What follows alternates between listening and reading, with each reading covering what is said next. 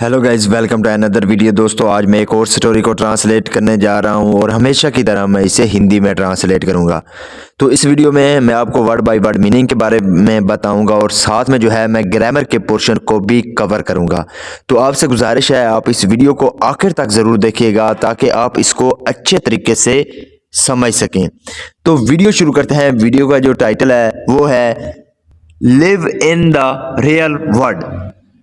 Live यानी कि रहो in the real world. Real world का मतलब होता है हकीकी दुनिया। तो हकीकी दुनिया में रहो। तो ये था हमारा टाइटल। इसको मजीद पढ़ते हैं। Once there was a famous astrologer. Once का मतलब होता है एक बार या एक दफा। There was a famous, famous कहते हैं मशहूर। तो एक मशहूर एस्ट्रोलॉजर, एस्ट्रोलॉजर कहते हैं नजूमी को या जतोशी को। तो एक यानी कि बहुत मशहूर नजूमी था। He was always busy predicting the future by studying the position of sun, moon, stars and planets. He was always busy. वो हमेशा मसरूफ रहता था। बिजी का मतलब होता है मसरूफ रहना। तो मसरूफ रहता था प्रिडिक्टिंग। प्रिडिक्ट का मतलब होता है पेशगोई करना। तो पेशगोई करने में वो मसरूफ रहता था। द फ्यूचर यानी कि फ्यूचर की, मुस्तकबिल की, आने वाले दिनों की। बाई स्टडीइंग, स्टडीइंग करके द पोजीशन ऑफ सन यानी कि सूरज की पोजीशन को स्टडी करके, मून चांद की, स्टार्स सितारों की, एंड प्लैनेट्स और सियारों की जो पोजीशन है उसको स्टडी करके वो क्या करता था, फ्यूचर की जो प्रिडिक्शन है यानी कि फ्यूचर की जो पेशगोई है वो करता था।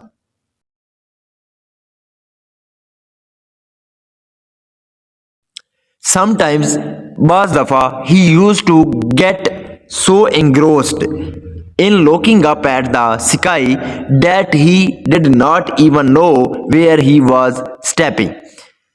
समटाइम बाज़ दफ़ा, ही यूज टू का हम यूज़ तब करते हैं जब हमने किसी की पास्ट की कोई हैबिट बतानी हो। यानी कि पास्ट में कोई आदमी कोई काम किया करता था तब हमने यूज टू का यूज़ करना होता है। तो he use to get so engrossed. Engross का मतलब होता है मगन हो जाना। तो सेकंड फॉर्म है। तो वो यानी कि मगन हो जाया करता था in looking up at the sky. Look up का मतलब होता है ऊपर देखना। तो किसको, स्काई यानी कि आसमान को ऊपर देखकर वो क्या हो जाता था, मगन हो जाता था। दैट के he did not even know, वो ये भी नहीं जानता था वेयर ही वाज स्टेपिंग, कि वो कहाँ चल रहा है, क्या उसके कदम यानी कि पड़ रहे हैं, वो ये भी नहीं जानता था। वन डे, एक दिन, he was walking as usual with his head up and eyes observing the sky. One day, एक दिन, ही वॉज वॉकिंग, वो चल रहा था एज यूजुअल यानी कि पहले की तरह, विद हिज हेड अप, अपने सर को ऊपर उठाए वो चल रहा था, एंड आईज ऑब्जर्विंग, और जो यानी कि उसकी आंखें थी वो क्या कर रही थी, ऑब्जर्व कर रही थी। ऑब्जर्व का मतलब होता है मुशाहिदा करना या किसी चीज को गौर से देखना।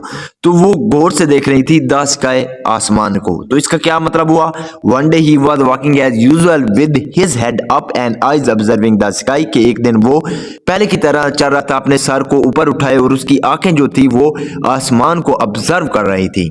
He could not see the large stone and tremble over it. He could not see, वो नहीं देख सका। सी का मतलब होता है देखना। वो नहीं देख सका द लार्ज स्टोन यानी कि बड़े पत्थर को, स्टोन कहते हैं पत्थर को, तो बड़े पत्थर को वो नहीं देख सका। एंड ट्रेम्बल ओवर इट, और उसके साथ वो क्या हो गया, टकरा कर गिर गया। ही फेल इन अ थोर्नी बुश। फेल, फॉल की सेकंड फॉर्म है फेल। फॉल का मतलब होता है गिरना, तो यहाँ पे सेकंड फॉर्म है फेल। वो गिर गया इन अ थोर्नी बुश। थोर्नी कहते हैं कंटीले। तो कंटीले जो बुश थे, बुश कहते हैं झाड़ियों को, तो जो यानी कि कंटीले झाड़ियां थी उसमें वो गिर गया। Some passers by helped him to come out. Some passers by, passer by का मतलब होता है राहगीर यानी कि गुजरने वाले। यहाँ पे जो है पासर्स बाई है यानी कि राहगीर। कुछ जो राहगीर थे उन्होंने क्या किया, हेल्प्ड हिम, उसकी मदद की, टू कम आउट, बह रहने में।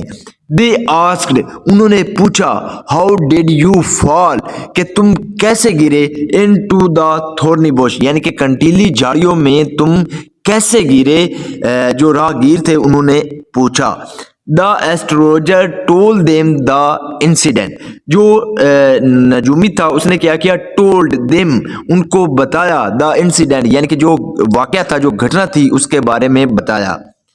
यहाँ पे आप देख रहे हैं कि यहाँ इस पत्थर से वो जो है वो टकराया और ये कंटीले जो बुश थी, झाड़ियाँ थी, इसमें वो गिर गया। तो जो कुछ पर्सर्स भाई हैं, ये लोग हैं, वो इस एस्ट्रोलॉजर यानी कि इस नजूमी की मदद कर रहे हैं, इसको वो क्या कर रहे हैं, उठा रहे हैं।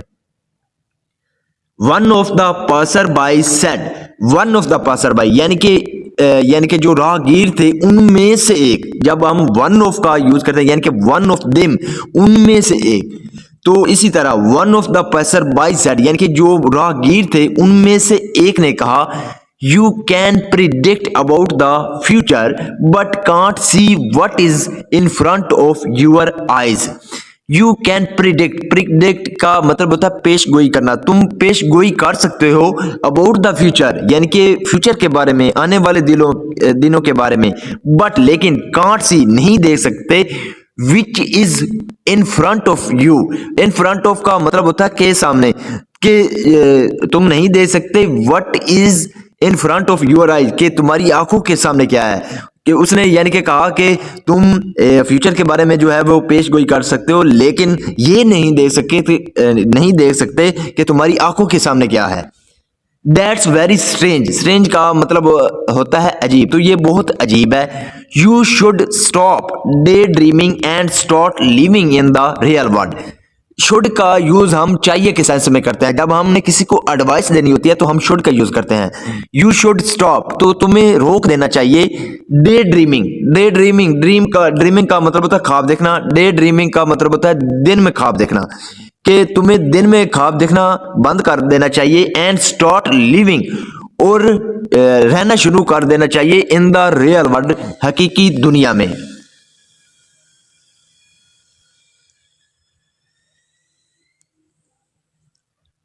The astrologer felt ashamed and remembered this lesson throughout his life. The astrologer यानी कि जो नजूमी था उसने क्या किया, felt महसूस किया, ashamed यानी कि शर्मिंदगी महसूस की, and remembered और याद रखा, this lesson इस सबक को throughout his life यानी कि अपने पूरे जीवन में, अपनी पूरी जिंदगी में। नजूमी को क्या हुई, शर्म महसूस हुई और उसने इस सबक को अपनी जो पूरी जिंदगी है उसमें क्या किया, याद रखा। So this is the video guys, अगर आपको पसंद आई हो तो इस वीडियो को लाइक कर दे, चैनल को सब्सक्राइब कर दें ताकि इसी तरह की आने वाली वीडियो आप तक पहुंचती रहे। Have a nice day, good bye.